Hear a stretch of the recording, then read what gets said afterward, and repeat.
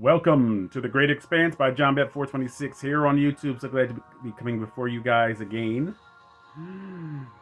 If you like the videos that you've seen thus far, hit the like button. If not, hit the dislike button. Share these videos with people that you know that love and appreciate comic book related things. Subscribe to the channel, hit that bell for notifications all, so the next time a new video is dropped, you'll know about it second, and I will know about it first. Ding, ding, ding, ding, ding, ding, ding, ding, ding. One breath champ. And with that one breath, I get all the pleasantries out of the way regarding the channel. Because you guys know what to do when you come to somebody's YouTube channel. I know, I click and I subscribe. Alright, so we got that out of the way. Okay? Now, report card. And it's a little late, I know. But since we're going from since we're in the transitional phase between phase 4 and phase 5 of Marvel, we're going to backtrack and give retro grades. Okay? So today, report card day for Marvel's Phase 3. Arguably the strongest phase of the 4 thus far. And I already gave my opinion that Phase 4 is the worst because of the reception of it. I'm not saying the material is the worst, but with the infusion of this Disney Plus happy-go-lucky moronic shtick, a lot of people are saying, see you later, MCU. I couldn't think of a rhyme. So we're going to do retrogrades in this report card day, as I've said, for Marvel's Phase 3. So let's hop right to it. Boing, boing. Captain America Civil War 2016. A. That was the easy one. Okay? I love the way Black Panther is done and introduced in this movie. To me, this is Black Panther at his apex. In his own movie, I thought he got kind of nerfed a little bit. You know, getting beat up by Killmonger. I guess he was conflicted because, you know, the old conflict. Well, he wasn't at his full strength because he was mentally distracted or whatever. So, and then he got like pushed over a cliff. He was found and kept on ice in the Jabari lands. He was better in Black Panther. I'm sorry, he's better in Civil War to me than in Black Panther. All right. And I love the way Spider-Man was done. Tom Holland Spider-Man. Because I don't like Tom Holland Spider-Man. But I did like Tom Holland Spider-Man in this introduction of Civil War. Okay, so Captain America Civil War, A. Well, let's do some sign language. A. Okay? Doctor Strange 2016. I've only seen this movie once, and it was in the theaters. I remember really enjoying it, but I didn't really know who those bad guys were. Matt Mikkelsen's with his eyes and his face falling apart. Like, I knew who Dormammu was, but he kind of looked like a kaleidoscopic acid trip. But I did like the fact that Doctor Strange used the time stone and kind of had that, like, Luke, hey, I come and present my terms. It got, like, crushed and torn apart or whatever. It must have been pretty painful to go through that many times. But I'm going to give Doctor Strange... And again, I don't really remember too much, but I do remember enjoying it and being a little awed by now, it wasn't new, but the kind of the Inception special effects or whatever. I'm going to go on and give Doctor Strange a B+. I remember it being a very good movie. All right. Next, Guardians of the Galaxy Volume 2. I was not a fan of Volume 2. This one was wacky even for me. And this one kind of has that, like, that slapstick, that kind of, like, mile-a-minute jokes and, like, this, the real acid trip that is almost like the hallmark of Marvel now. I like the first one better. A lot of people like the second one better. The parts that really got me about Volume 2 was Yondu. Other than that, I wasn't all that invested in de-aged Kurt Russell and Peter Quill coming to Ego's planet, and the idea of Ego being in human form is a departure from the comic books. And again, you can't go shot for shot in live action with panel for panel in the comic books. I understand that. But it's sort of... They kind of just made him generic, Kurt Russell's Ego. He's like, oh, he's an eternal or celestial or whatever. Okay. You don't really get the idea that he's a living planet. Ego, the living planet. His image will appear here.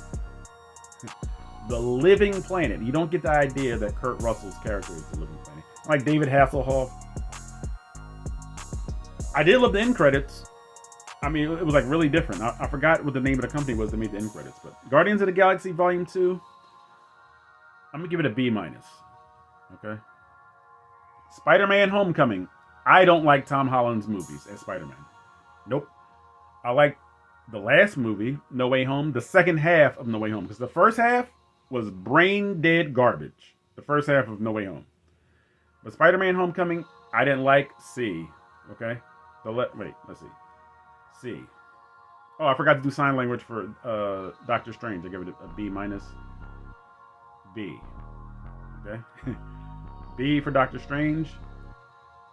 I think I said B minus. I don't know how to do minus for Guardians of the Galaxy Volume 2. C for Spider-Man Homecoming. Thor Ragnarok. Now, this one is a very divisive movie. I really enjoyed Thor Ragnarok. It was funny. It was legitimately funny. And there's a lot of great action in it. The fact that they weren't able to really stop Hela and they needed Surtur to come through and destroy Asgard just to stop Hela, I thought that was cool. I thought that gave Hela her props and it gave Surtur his props. It's like, we can't stop these guys, so we have to, sort of let them fight each other.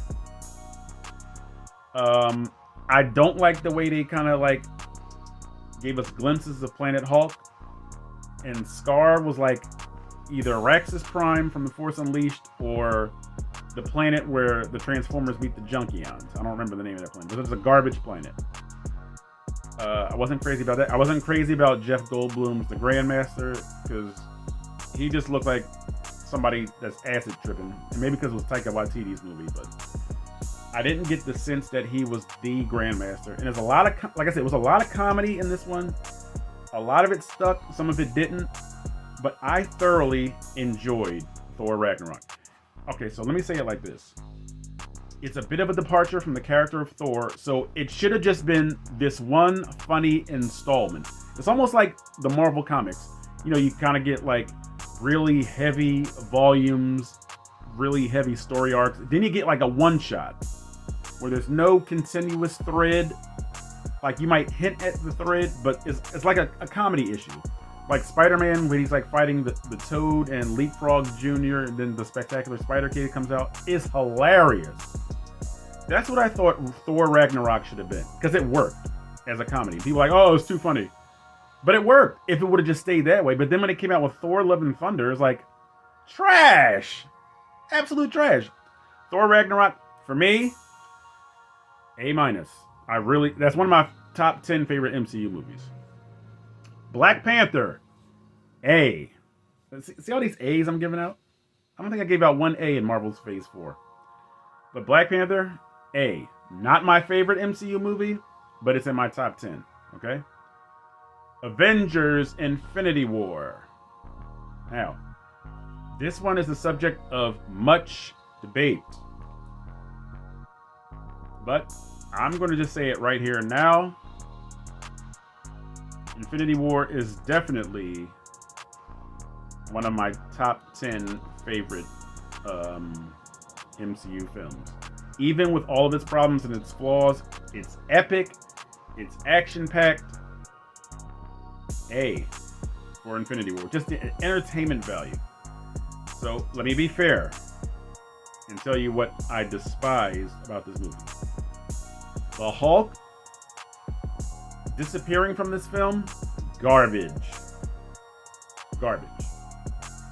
Heimdall sending the Hulk with his last bit of black magic instead of Thor, stupid. Peter Quill, when they managed to somehow slide the Infinity Gauntlet off of Thanos' hand and they're about to do it, and he decides to start punching Thanos in his face.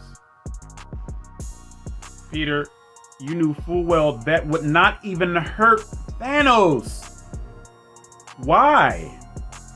Well, we had to think of a reason for him not to take the gauntlet. That was stupid and poorly executed. Too much screen time for the Guardians of the Galaxy. Like I said, they are not my favorite group. No. Bruce Banner trying to get the Hulk to come out, and then the Hulk coming out and saying, no! Stupid. Nerfing the Hulk. Dumbness. And there's so much wrong in this movie, Infinity War. But guess what? It's still epic and it's still entertaining. Hey, Ant-Man and the Wasp. Other people laud this as the worst MCU film. I don't think it's the worst. It's just very boring and dull. C for Ant-Man and the Wasp. Even with the Goliath in it, it was just C. Captain Marvel. I did not finish this movie because it was very boring. So the grade for Captain Marvel is NA. Now, my favorite part of the trailer was when she had the helmet on and she was flying in space. That looked awesome. But for me, it was tough to get into, and it was just a yawn fest. So, NA. Avengers Endgame. A+. Avengers Endgame is an A+. And we have the second Tom Holland Spider-Man movie, Spider-Man Far From Home, which came out after Avengers Endgame, and it kind of deals a little bit with the passing of Tony Stark and the impact around the world, basically, since he helped sacrifice himself to save the planet and bring everyone back. All right. Now, he's not the one that snapped everyone back, but snapping Thanos and his crew out of existence helped to secure the galaxy. You know what I mean? So, A+ for Avengers Endgame. And Spider-Man Far From Home. I'm trying to think. I've only seen these Spider-Man movies once. So that'll let you know that I was thoroughly disappointed in Tom Holland's portrayal of the character. I'm not blaming Tom. I'm blaming the director and the direction of his films. I think I liked it. I don't know if I liked it better than Homecoming. There was the first sequence where Mysterio was making him see holograms, and Spider-Man wound up getting hit by a train and survived somehow. And then there's the scene where Happy Hogan threw the Captain America shield and it didn't go anywhere. I was laughing so hard on that part. That was hilarious. But it's a really stupid movie. Like Tom Holland and the crew being overseas with J.B. Smoot as one of the teachers. It's just really brain dead and brainless, this movie. So I'm gonna give this one a C, just like Spider-Man Homecoming. So already Phase 3 is like light years ahead of Phase 4. Because the worst grade that I gave was a C, and that was for Spider-Man Far From Home, Ant-Man and the Wasp, Spider-Man, and Spider-Man Homecoming. I think those were the worst grade C's. So I had A's galore and had A+ for, Avengers Endgame. That's one of my favorite MCU films. And Captain America. What did I give Captain America Civil War? I think an A. All right. But I think that's a pretty decent grade selection for each subject. Okay. I used to be a teacher, So that's Marvel's Phase 3. And a lot of people say this is the best phase of Marvel.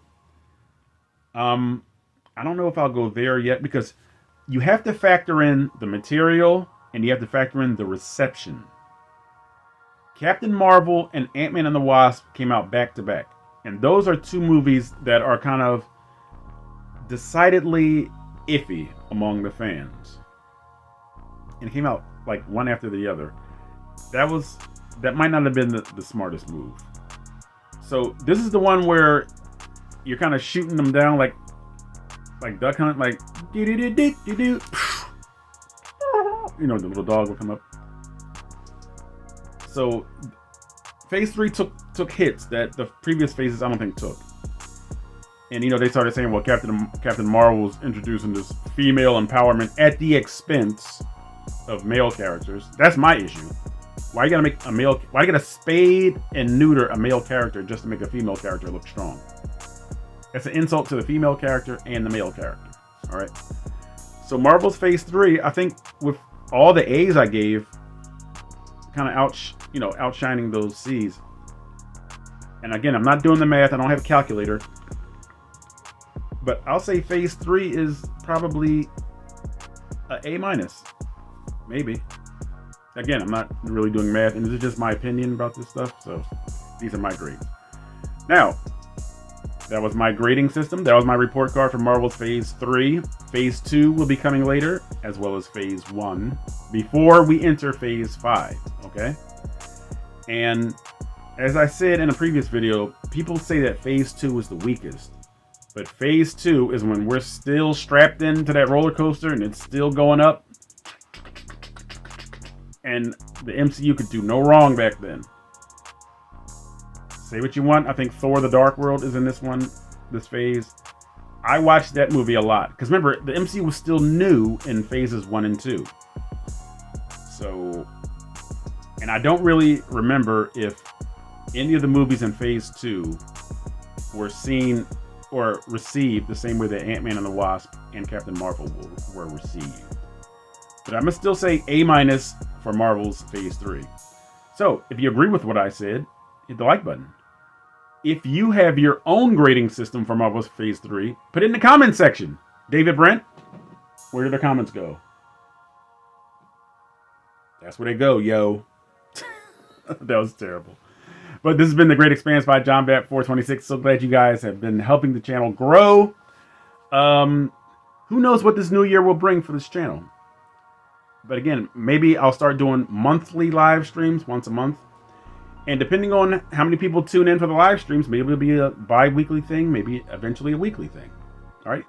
Because the idea is for the channel to live up to its name and expand.